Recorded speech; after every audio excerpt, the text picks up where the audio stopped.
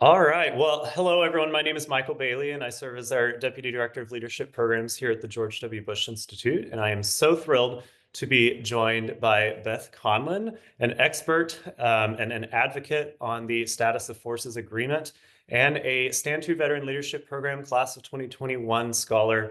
Beth, thank you so much for joining me today and for talking about something that is of immense passion to you. It's something you have been a long-term advocate for and have just done really great, tremendous work around the advocacy of providing more clarity for the Strength of Forces Agreement and opportunities for dependent and military spouse employment for those who are stationed overseas in our military. And so, Beth, I just want to thank you for your time. And I do want to start out talking about just maybe a little bit of a level setting tool for those listening around what a status of forces agreement is, for short, SOFA.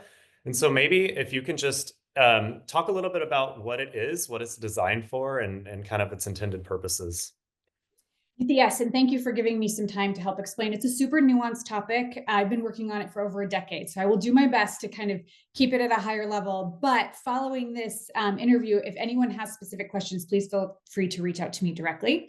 So, status of forces agreements, they are peacetime agreements between the US and another country where we have service members. So, think Germany, South Korea, Japan, where you've been stationed or your friends have been stationed or you've heard we have service members. They are decades old peacetime treaties, and currently there are over 120 individual status of forces agreements that are in place. They are a State Department peacetime treaty that are, for lack of a better term, sort of facilitated by DoD at the ground level. So they're agreed upon by both countries, but we've got our State Department involved and our Department of Defense involved in the managing of the agreements. Wonderful. And as you said, they kind of put those guardrails in place for those stationed internationally. But I think what, if any, is mentioned around employment, particularly for U.S. military personnel and their dependents who are stationed internationally? So broadly, all status of forces agreements, they are unique country to country, right? They're dual signed agreements. They are intended for legal adjudication or legal protection of our service members and families. So they're really for the protection of service members and families. To that end, they don't really mention anything about employment.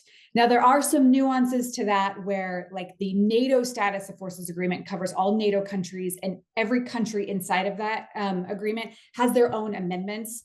And there can be a reference to saying that local host nation and civilians should be considered for on-post employment. But broadly speaking, status of forces agreement is like a legal peacetime framework that doesn't touch on employment, which is why this project to me always from the beginning felt like a solvable problem, because employment is not ever really mentioned in the status of forces agreement. So it's not mentioned, but yet I think there's been some misunderstanding and misguidance because of the lack of clarity and talk around employment. And so maybe if you can talk about a little bit about how this has indirectly impacted opportunities for military spouses to have gainful employment while they're overseas. Sure. And I'll share my personal perspective on this. So in 2013, we got orders to move to Germany. And at the time, I was working for a global employer, and they were like, great, no problem. We'll just transfer you to the Munich office and you can work virtually. And so I was in the process of working with my employer to make that happen.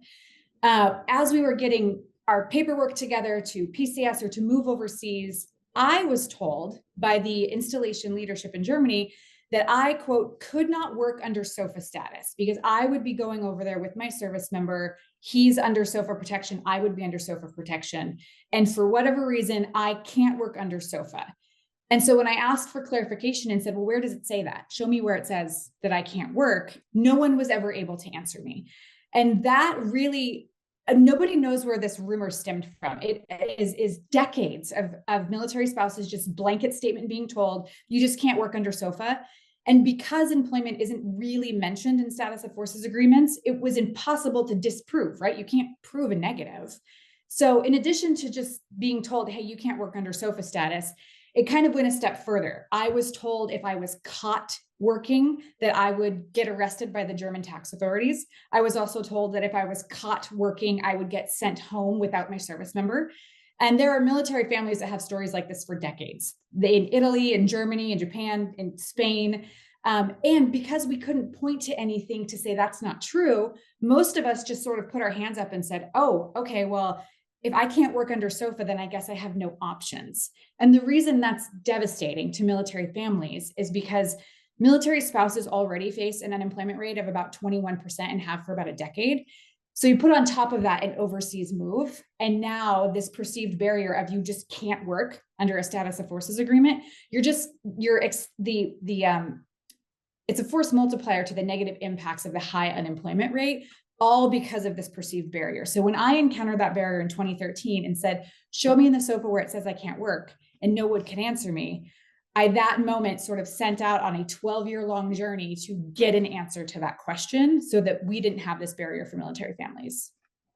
This issue is so personal to you, and your passion clearly comes out. You're such an expert on this topic, and I'm curious, just throughout the 12 years that you've been advocating for more clarity on this, what are some of the steps of progress that you've seen? What are some of the hiccups along the way? What have you kind of learned around working with policymakers and decision makers and ensuring there is more clarity and opportunity for military spouses?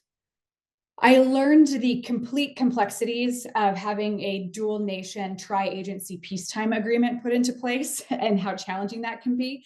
I also learned, and actually I'm going to just plug the VLP program real quickly. Through the program, I learned how to hone my message, because the challenge I ran into when I would ask my congressional reps or my senators for support on getting clarity, someone would come back to me and say, you can't renegotiate a SOFA. I wasn't asking to renegotiate the SOFA. I was just asking for clarity. But clearly my messaging, my initial engagement, that was not coming across. So one of our sessions at VLP was all about storytelling, right? And that session really helped me hone in on what was it that I was trying to do that would help people understand that all we need is clarity on this issue. We are not asking to renegotiate the SOFA. We are not asking to, quote, open it up for examination. We are simply asking for clarity. And so through the decades long work on this, I learned that, one, a lot of people don't know what a status of forces agreement is. Two, they are wildly misinformed to what they are. Three, there are nuances around them, like some status of forces agreements have a 50-year window before they will be reexamined. Some have a 5-year window. Like, every one is different, which is why when people came back to me and said, we can't just renegotiate the SOFA, it's because in their mind, they're like, this is a 50-year agreement. We have to wait 50 years. So it was really about helping to understand myself what this is, helping to simplify what it's not for other people, and then really hone in on what was I asking. I just wanted clarity so that military families didn't run into the same obstacle. I didn't need anything to be renegotiated or re-signed or reaffirmed, just simple clarity. I love that. And we'll go ahead and talk a little bit more about your experience as a Stand 2 Veteran Leadership Program Scholar. As I mentioned earlier, you're part of the class of 2021. And what I love and think is one of the most unique aspects of our program is what we call the Personal Leadership Project. It's something we ask every scholar in the program to think about and detail a project of particular passion that they have, that they want to take the lessons they're learning in the program and apply them in a tangible way for impact across the veteran and military family landscape. And I think one of the big topics that we talk about throughout the program is like, why are you the person to solve this? And why me? Why now? And your why is very clear in terms of the work that you're doing. And so I'd just be curious to hear a little bit more about the experience, how it inspired you to continue to be a strong advocate for this work, and any lessons that you might instill from your time through the program. Yeah, I think the VLP program really did three things for me. It helped me hone my message. Not only did it help me hone in on what I was asking, but it helped me get really clear on who my audience was, right? All this time I thought I was doing this for the military community and they were the audience, but actually no, DOD was the audience. I needed DOD to take action, right? So helping me understand who my audience was, clarify my message, and then truly leverage the credibility of this program and this network. Because before VLP, to be frank, I was just an angry army spouse that had been personally victimized by this, right? And I was just like the one that wouldn't shut up about it. But after VLP, I was now a presidential scholar who had some authority to speak on this. And not only did I have authority to speak on it, I had a whole network behind me that was supporting me. And it's like some connections through the network that actually helped me move this along. And one of those is, I think she was in the 2019 class. Her name is Libby Jameson. She is an attorney by trade and just like an amazing human by person. And she was following my SOFA journey and my SOFA frustrations and had approached me and said, hey, there is a pro bono legal committee that is with the American Bar Association. I think you should bring this to. So she introduced me to this pro bono legal committee called LAMP, the Legal Assistance for Military Personnel Committee. I brought them the challenges with the Status of Forces Agreement. They agreed to take it on. And so for a year, we worked on drafting a resolution that essentially said, there is so much lack of clarity to the Status of Forces Agreement that it is causing real problems, and our military attorneys do not know how to advise against it. Therefore, the American Bar Association is resolved to the fact that DoD needs to provide clarity on this issue. So now I had even more credibility behind who I was to fight this fight. I was a VLP scholar graduate. I had the backing of the American Bar Association. And I was still an angry Army spouse that was looking for answers. But now I had those other two things behind me that really helped validate why I was the person to be the authority on the matter. Wonderful. And you speak to the power of the network. We've had 243 folks come through the Stand to Veteran Leadership Program, and we are just so proud of just the amazing impact that this network has across a wide range of issues for veterans and military families. And the collaboration between you and Libby is just one of the many amazing examples and storytelling around the impact that you can have when you work together. And so thank you for sharing that. We love to hear it, and we're so glad that you are an alumni of this program and are just doing the great work you're doing. There's been some recent updates that are very exciting that I think are going to help continue to pave the way for more opportunities for military spouses employment internationally. So why don't you talk a little bit about where things currently stand? Yeah, currently we have some incredible updates. On January 17th of 2025, the Department of Defense released a memo stating very clearly that there is never an international treaty that the US has entered into that affects the employability of dependent military families. And also employability of those dependent military families does not affect their status under the Status of Forces Agreement. So what that means in simple terms is that we now have in writing that the Status of Forces Agreement does not prevent employment. It never has, and it never will. But before, like I said at the top of this interview, we couldn't ever prove that because it wasn't stated anywhere. So we, at the time, didn't have any options when we went overseas. We had the assumption of like, well, I can't work under SOFA, so I guess I can't do anything. That barrier has been completely removed as of January 17th of this year. And now we have options when we go overseas, whether that's maintaining your current employment with your employer to transfer you or finding employment when you're there on the ground. The initial barrier to saying, I can't work under SOFA no longer exists, which is just groundbreaking for the more than 12% of military families that are overseas at any given time.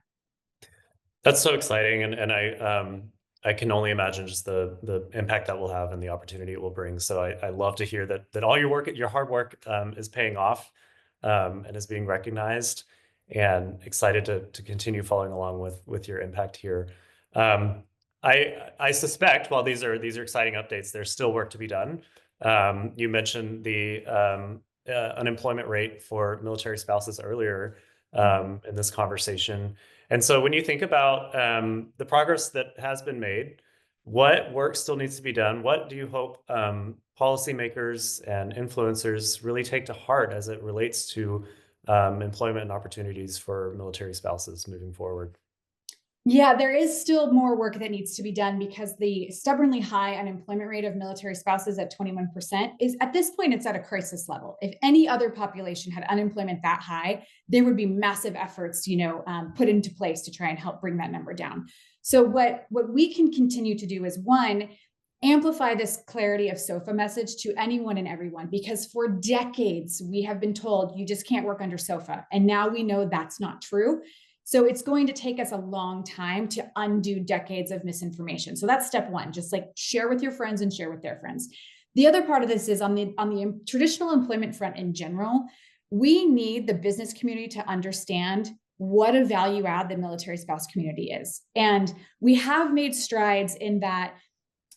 Even 5 years ago, I would never admit to being a military spouse to an employer because they didn't know what that meant. If they did, they would assume that it meant, oh, she's just going to leave soon, so I'm not hiring her. And so I hid this big part of myself professionally because I didn't want to be found out.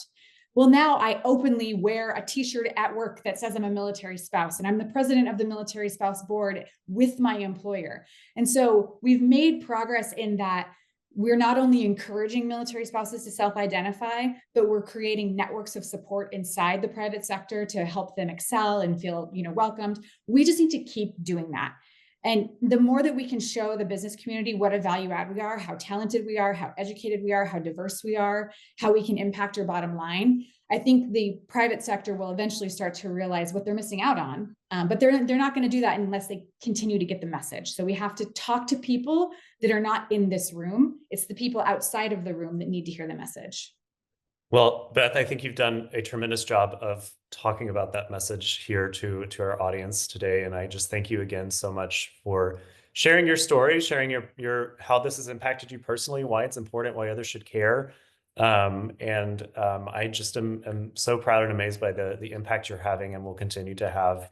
Um, we are so proud of all of our Stand To Veteran Leadership Program scholars. This is a program that annually convenes scholars across the country who are representative of active duty veterans, military spouses, civilians, all who are doing great work for veterans and military families. And Beth is just one of the 243 examples of those who are driving really strong and incredible impact for this community. So, Beth, thank you again for your time and for talking to all of us on why this is important and why we should care. Yes, thank you for helping me get the message out. I appreciate it.